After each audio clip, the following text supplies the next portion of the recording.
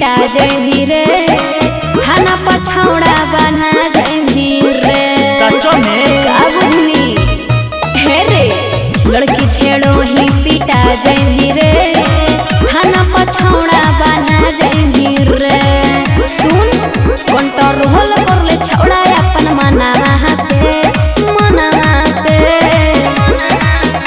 इतिहास लिखल है कौड़ी पानावा पे, ईरान हो बरान जानो थानावा पे। इतिहास लिखल है कौड़ी पानावा पे, ईरान हो बरान जानो थानावा पे। समझी लिया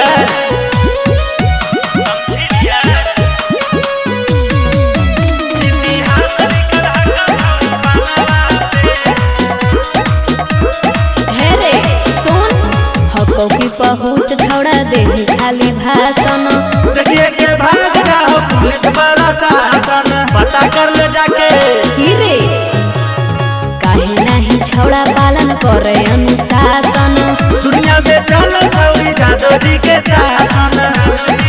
तो परहेज कर ले छौड़ा अपन जानवा पे, जानवा पे। इतिहास लिखल है छौड़ी पानावा पे, ईरान हो बरान जानो थानावा पे।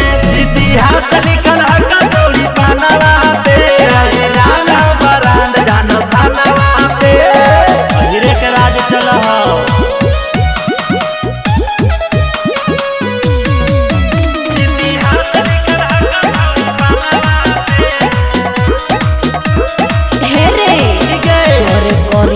केस छौड़ा होई जे तो जेल रे।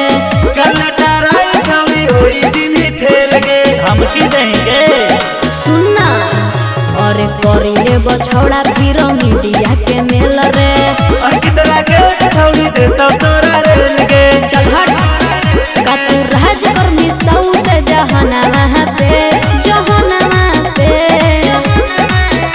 इतिहास लिखल है छौड़ी पानावा पे, ईरान हो बरान जानो थानावा पे। इतिहास लिखल है छौड़ी पानावा पे, ईरान हो बरान जानो थानावा पे। प्यारी समझ गई।